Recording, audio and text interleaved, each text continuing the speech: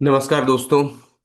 Azzur cloud infrastructure Azzur services को learn करने के लिए आपको काफ़ी सारे घंटों और महीनों की ज़रूरत नहीं है। इस पर्टिकुलर वीडियो में एक कन्वर्सेशन में हम समझेंगे कि कैसे एक मॉडर्न एप्लीकेशन को आप अजूर सर्विसेज की हेल्प से आप बिल्ड कर सकते हैं, कैसे आप उसको डिप्लॉय कर सकते हैं और उसके ऑटोमेशन और डेवऑप्स सर्विसेज आप यूज़ कर पाएंगे, राइट। और कैसे एक पर्टिकुलर एप्लीकेशन को स्केल किया जाता है, राइट। जब भी हाई परफॉर्मेंस एप्लीकेशंस होती हैं तो उनको कैसे स्केल करना है, कैसे उन्हें सिक्योर करना है एंड हर एक चीज को ऑटोमेट करना और उसके परफॉर्मेंस को मॉनिटर करके ऑप्टिमाइज करना भी हम इस वीडियो में सीखेंगे, करेक्ट। इस पूरे आर्किटेक्चर को इम्प्लीमेंट और कॉन्फ़िगर करने के बाद आप अजूर के फीचर्स को मास्टर कर लेंगे। तो स्पेशली एक cloud development, cloud infrastructure, automations and AI ML learning on cloud, ये सारे कॉन्सेप्ट भी आप समझेंगे। और अजूर सर्विसेज का एक्चुअली कैटेगरीज किस टाइप का है वो भी आप इस पर्टिकुलर कन्वर्सेशन में सीखेंगे। तो आप इस वीडियो के एंड तक बने रहें और आपको ये पता करना है कि कौन सी सर्विसेज किस यूज केस के लिए यूज होंगी। Thank you. तो आज का हमारा मकसद क्या है?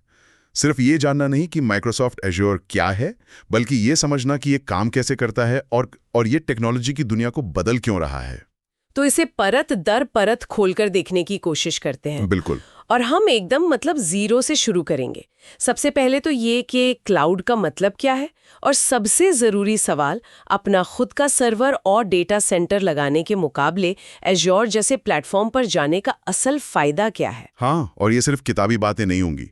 हम एज्योर की कुछ सबसे जरूरी सेवाओं को भी समझेंगे, जैसे कि वर्चुअल मशीनें, डेटा रखने के अलग अलग तरीके और डेटाबेस। कोशिश करेंगे कि सब कुछ आसान लगे। बिल्कुल। तो सबसे पहला सवाल, क्लाउड कंप्यूटिंग है क्या?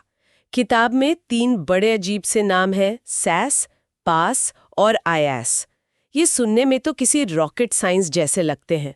हाँ हाँ, लगते हैं, पर है नहीं। इन्हें समझने का सबसे अच्छा तरीका है पिज़्ज़ा। सोचिए, आपको पिज़्ज़ा खाना है। हाँ। आपके पास 3 विकल्प हैं। पहला, आप रेस्टोरेंट जाएं। अच्छा। वहां आपको बना बनाया पिज़्ज़ा मिलता है, आपको कुछ नहीं करना, बस खाना है। ये है SaaS, यानी सॉफ्टवेयर एज अ सर्विस। अच्छा। माइक्रोसॉफ्ट ऑफिस 365 इसका सबसे अच्छा उदाहरण है। आप बस लॉगिन करते हैं और इस्तेमाल करना शुरू कर देते हैं। सॉफ्टवेयर, अपडेट्स, मेंटेनेंस, सब कुछ माइक्रोसॉफ्ट की जिम्मेदारी है। अच्छा, ये तो आसान था। बस इस्तेमाल करो और भूल जाओ। तो फिर पास क्या है? दूसरा विकल्प दूसरा विकल्प? दूसरा विकल्प है कि आप दुकान से एक make it home pizza kit ले आएं। इसमें आपको पिज़्ज़ा बेस, सॉस और चीज़ मिल जाता है। आपको सिर्फ अपने पसंद की टॉपिंग्स डालनी होती हैं और इसे अपने ओवन में पकाना होता है। ये है पास, यानी प्लेटफॉर्म एज अ सर्विस। या उसकी मेंटेनेंस की चिंता करने की जरूरत नहीं है? बिल्कुल नहीं। और ये बहुत बड़ी बात है। मुझे याद है, एक बार एक क्लाइंट का सर्वर आधी रात को क्रैश हो गया क्योंकि किसी ने जरूरी ऑपरेटिंग सिस्टम अपडेट नहीं किया था। पास के साथ वो रात में चैन से सो सकते थे, क्योंकि ये जिम्मेदारी अब माइक्रोसॉफ्ट की है। आप सिर्फ अपने ऐप पर ध्यान देते हैं। ये तो डेवलपर्स के लिए किसी सपने के सच होने जैसा है। तो फिर तीसरा विकल्प IaaS क्या हुआ? आप किसी और के किचन का इस्तेमाल कर रहे हैं, लेकिन बना सब कुछ खुद रहे हैं। ये है infrastructure as a service. Azure virtual machines इसका क्लासिक उदाहरण है। एज्योर आपको virtual hardware, CPU, RAM, storage देता है और उसके ऊपर ऑपरेटिंग सिस्टम इंस्टॉल करने से लेकर हर सॉफ्टवेयर को चलाने तक की जिम्मेदारी आपकी होती है। तो कोई ये क्यों चुनेगा? इसमें तो बहुत ज्यादा काम लगता है। ये तब जरूरी होता है जब आपको पूरा कंट्रोल चाहिए। किताब में एक शब्द इस्तेमाल हुआ है, लिफ्ट एंड शिफ्ट। सोचिए, आप अपना पूरा का पूरा घर बिना फर्नीचर बदलें या सजावट में कोई बदलाव किए एक जगह से उठाकर दूसरी जगह रख रहे हैं। अच्छा। लिफ्ट एंड शिफ्ट भी कुछ ऐसा ही है। आप अपने पुराने सर्वर को बिना ज्यादा बदलाव किए सीधे क्लाउड पर ले जाते हैं। ये क्लाउड पर आने का सबसे तेज तरीका है, पर हमेशा सबसे अच्छा नहीं होता। अच्छा, तो एज्योर इन तीनों तरह की सेवाएं देता है, लेकिन किताब में स्केल आउट की बात की गई है। इसका क्या मतलब है? ये क्लाउड का सबसे बड़ा जादू है। पुराने जमाने में अगर आपकी वेबसाइट पर ट्रैफिक बढ़ता था, तो आपको एक और बड़ा और महंगा सर्वर खरीदना पड़ता था। इसे स्केल अप कहते हैं। एज्योर में आप स्केल आउट करते हैं, यानी आप एक बड़ी मशीन खरीदने के बजाय कई छोटी छोटी मशीनें जोड़ देते हैं। और जब ट्रैफिक कम हो जाता है तो? तो उन मशीनों को हटा देते हैं। आप सिर्फ उतने का ही पैसा देते हैं जितना आपने इस्तेमाल किया।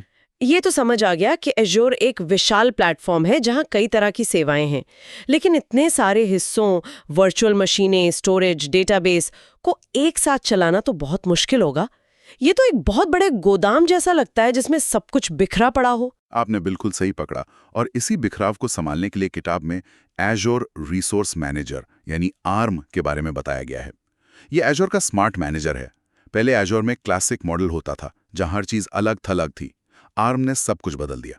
इसका मुख्य आइडिया है रिसोर्स ग्रुप्स। रिसोर्स ग्रुप्स मतलब एक जैसे रिसोर्स का ग्रुप? एक जैसे नहीं, बल्कि एक दूसरे से जुड़े हुए। सोचिए आप लेगो से कार बना रहे हैं। आप कार के सारे हिस्से, पहिए, बॉडी, इंजन एक ही बॉक्स में रखेंगे ताकि कुछ खो ना जाए। रिसोर्स ग्रुप भी वही बॉक्स है। एक एप्लीकेशन से जुड़े सभी हिस्से, उसकी वर्चुअल मशीन, उसका डेटाबेस, उसका नेटवर्क, सब एक ही रिसोर्स ग्रुप में रखे जाते हैं। अच्छा। इससे उन्हें एक साथ मैनेज करना, डिप्लॉय करना और डिलीट करना बहुत आसान हो जाता है। एक मिनट, किताब में जेसन टेम्पलेट्स का भी जिक्र है। ये तो सुनने में कोडिंग जैसा लगता है। क्या ये सबके लिए है? ये एक बहुत अच्छा सवाल है। जेसन टेम्पलेट को आप एक बिल्डिंग के ब्लूप्रिंट की तरह समझिए।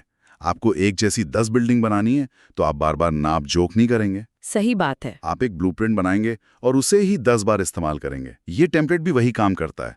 आप अपने पूरे इंफ्रास्ट्रक्चर जैसे 5 सर्वर, 2 डेटाबेस और एक नेटवर्क का एक ब्लूप्रिंट बना लेते हैं। सुनने में तो बहुत अच्छा लग रहा है, लेकिन क्या असल में ये काम करता है? क्योंकि अक्सर ऐसी चीजें सेटअप करने में ही इतना समय लग जाता है कि हाथ से करना ज्यादा आसान लगता है। शुरू में हाँ, टेम्पलेट बनाने में थोड़ा समय लगता है। ये एक निवेश है। लेकिन सोचिए अगर आपको 10 अलग अलग टीमों के लिए एक जैसा टेस्टिंग एनवायरनमेंट बनाना हो, तब ये घंटों का काम मिनटों में कर देता है। और सबसे बड़ी बात, इससे गलतियां नहीं होती। हर एनवायरनमेंट बिल्कुल एक जैसा बनता है। ये तो बहुत बड़ी बात है। किताब में ARM का एक और फायदा बताया गया है, RBAC। ये क्या है? RBAC का मतलब है रोल बेस्ड एक्सेस कंट्रोल, और ये सिर्फ एक तकनीकी फीचर नहीं बल्कि सोचने का एक नया तरीका है। पुराने जमाने में हम डेवलपर को पूरे सर्वर का एडमिन बना देते थे, जो एक तरह से उन्हें घर की सारी चाबियां देने जैसा था। वो किचन में भी जा सकता है, बेडरूम में भी और स्टोर रूम में भी जहां कीमती सामान रखा है। और गलती से कुछ भी कर सकता है। बिल्कुल। RBAC के साथ आप उन्हें सिर्फ उस कमरे की चाबी देते हैं जहां उनका काम है। एक डेवलपर एप्लीकेशन डिप्लॉय कर सकता है, लेकिन वो डेटाबेस को डिलीट नहीं कर सकता। एक डेटाबेस एडमिन डेटाबेस मैनेज कर सकता है, पर वो वर्चुअल मशीन को रीबूट नहीं कर सकता। अच्छा। इससे सुरक्षा में जमीन आसमान का फर्क आ जाता है और गलतियां होने की गुंजाइश भी बहुत कम हो जाती है। तो डेवलपर अब गलती से भी पूरी कंपनी का सर्वर बंद नहीं कर सकता। ये तो हर मैनेजर का सपना होगा। और खर्चों को ट्रैक करने का क्या ARM उसमें भी मदद करता है? हाँ, टैग्स के जरिए आप हर रिसोर्स पर एक लेबल या टैग लगा सकते हैं, जैसे मार्केटिंग डिपार्टमेंट या प्रोजेक्ट X।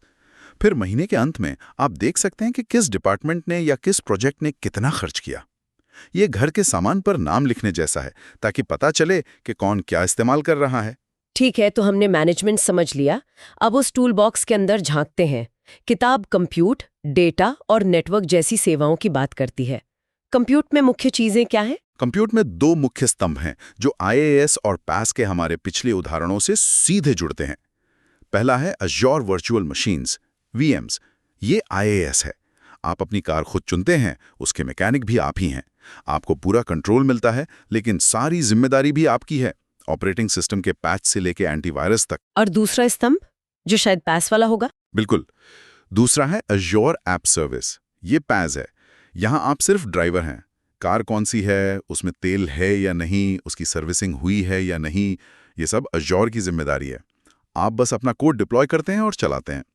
यहाँ एक बहुत दिलचस्प चीज है, app service plan. App service plan? ये क्या है? इसे आप एक गैराज की तरह समझिए, जिसमें एक निश्चित पावर मतलब CPU और मेमोरी है। उस गैराज में आप एक कार भी पार्क कर सकते हैं और 5 भी।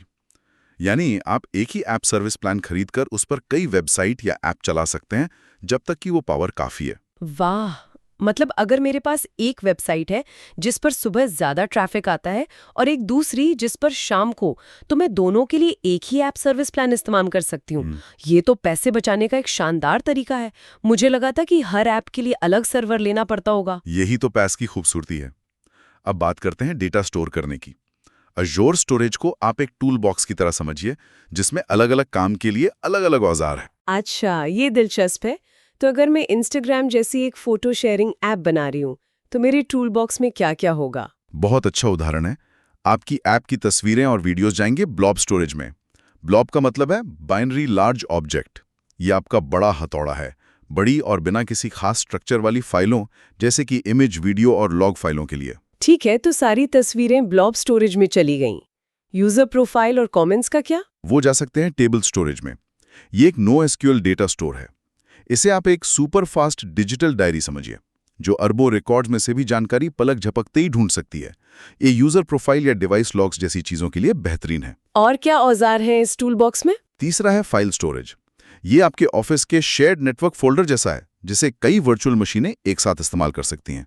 और चौथा जो बहुत जरूरी है वो है क्यू स्टोरेज। ये आपके ऐप का पोस्टमैन है। पोस्टमैन? हाँ, जब कोई यूजर आपकी फोटो लाइक करता है तो आप तुरंत डेटाबेस अपडेट करने के बजाय एक मैसेज क्यू में डाल देते हैं।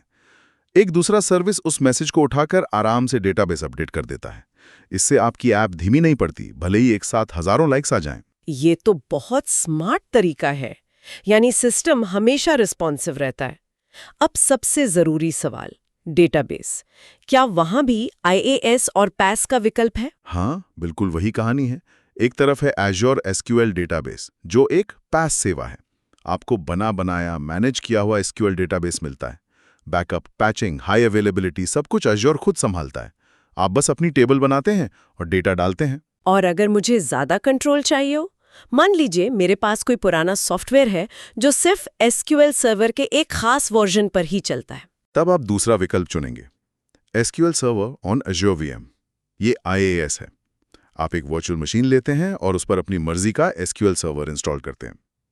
ये ऐसा है जैसे आपके पास अपनी दादी की कोई पुरानी रेसिपी है जो सिर्फ उन्हीं के पुराने ओवन में अच्छी बनती है, तो आप क्लाउड पर भी वही ओवन साथ ले जाते हैं। सही है, पूरा कंट्रोल आपका होता है। बिल्कुल। तो हमारे पास कंप्यूट हो गया, स्टोरेज हो गया, लेकिन ये सब आपस में सुरक्षित तरीके से बात कैसे करते हैं? हम इन्हें ऐसे ही इंटरनेट पर तो नहीं छोड़ सकते। यहीं पर वर्चुअल नेटवर्क या वीनेट की भूमिका आती है। वीनेट Azure में आपका अपना निजी 4 दीवारी वाला एरिया है। इस 4 दीवारी के अंदर मौजूद आपके सारे रिसोर्स जैसे VMs और डेटाबेस एक दूसरे से सुरक्षित रूप से बात कर सकते हैं। और आप इस वीनेट के अंदर भी छोटे छोटे कमरे बना सकते हैं जिन्हें सबनेट कहते हैं। अच्छा, जैसे एक सबनेट वेब सर्वरों के लिए? हाँ, और दूसरा डेटाबेस के लिए जो ज्यादा सुरक्षित हो। इन सब चीजों को कंट्रोल करने के लिए क्या तरीके हैं? क्या मुझे हमेशा एक वेबसाइट पर ही जाना पड़ता है? किताब 3 मुख्य तरीकों के बारे में बताती है। पहला और सबसे आम है अज़ा पोर्टल, जो एक वेब आधारित डैशबोर्ड है। शुरुआत करने के लिए ये सबसे आसान है, लेकिन जब आपको काम को ऑटोमेट करना हो तब दूसरे 2 तरीके काम आते हैं। एक है विंडोज पावरशेल और दूसरा है cross platform command line interface या CLI। ये पावरशेल और CLI पावर यूजर्स के लिए है? बिल्कुल, इन्हें आप पावर टूल समझिए। अगर आपको 100 एक जैसी वर्चुअल मशीनें बनानी हैं तो आप पोर्टल पर 100 बार क्लिक नहीं करेंगे। आप एक छोटी सी स्क्रिप्ट लिखेंगे और एक कमांड से सारा काम हो जाएगा। CLI का फायदा ये है कि ये विंडोज, मैक और लिनक्स सब पर काम करता है। आखिर में किताब कुछ और सेवाओं का भी जिक्र करती है, जैसे service fabric, container service, HD insight. ये सब क्या है? किताब यहाँ बस इशारा करती है कि Azure सिर्फ सर्वर और स्टोरेज तक ही सीमित नहीं है, ये भविष्य के लिए भी तैयार है। ये एडवांस सेवाएं दिखाती हैं कि ये प्लेटफॉर्म कितना शक्तिशाली है। जैसे सर्विस फैब्रिक और कंटेनर सर्विस आपको नेटफ्लिक्स और Amazon जैसी बड़ी कंपनियों की तरह बड़े और जटिल ऐप्स बनाने में मदद करती हैं। HD इनसाइट आपको भारी मात्रा में डेटा का विश्लेषण करने की शक्ति देता है। मतलब Azure आपको सिर्फ मकान बनाने के लिए ईंटें ही नहीं देता, बल्कि पूरी गगनचुंबी इमारत डिजाइन करने के लिए भी उपकरण देता है। तो इन सब बातों का निचोड़ क्या है? Azure एक बहुत बड़ा और लचीला प्लेटफॉर्म है। यह आपको ऑन प्रीमाइसेस हार्डवेयर खरीदने और उसे मैनेज करने के सिरदर्द से बचाता है। बिल्कुल।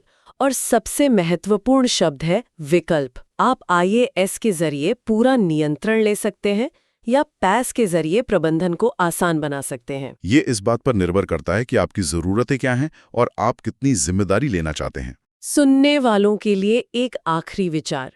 किताब को पढ़ने के बाद एक बात साफ हो जाती है, जब कोई कंपनी Azure को अपनाती है तो वो सिर्फ टेक्नोलॉजी नहीं बदल रही होती, वो काम करने का अपना पूरा तरीका बदल रही होती है। ये सोचने वाली बात है कि क्लाउड में क्या बनाया जा सकता है, ये उतना ही महत्वपूर्ण है जितना कि कैसे उसे प्रबंधित और सुरक्षित किया जाएगा। ये सिर्फ एक तकनीकी बदलाव नहीं है, बल्कि एक व्यावसायिक और सांस्कृतिक बदलाव भी है।